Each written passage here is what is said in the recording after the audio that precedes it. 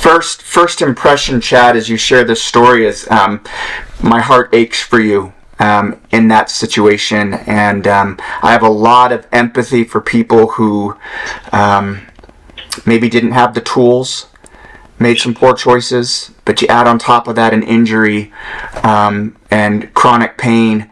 And not many of us know how to handle chronic pain as it applies to the mind and the body. And so I'm not surprised by the decisions you made. One poor choice led to negative self-talk, which I think you could have recovered in Ranger Bat, but your negative self-talk probably defeated you first. Yeah. And I could see a vision of what your career could have been had you stayed and endured and had the tools, but you didn't have the tools.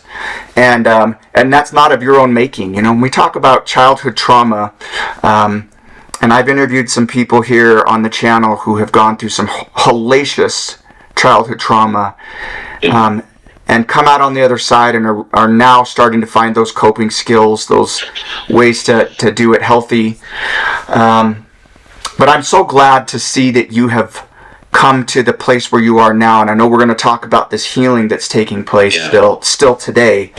But brother, my hat off to you.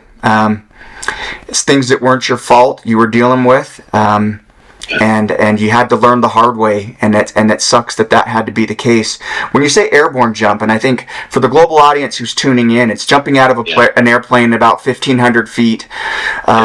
And if you're doing a mass exercise, you could have 600 dudes in the air dropping at the same time. And anytime you're falling, and if, like you, Joe and myself are probably bigger guys, we weigh more. He was carrying a lot of heavy gear. When you're falling, if somebody undercuts your chute, it sucks the air out of your chute and you just drop, right?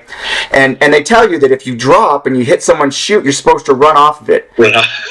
You've only got a matter of like 2 to 3 seconds to make a decision before you hit the ground.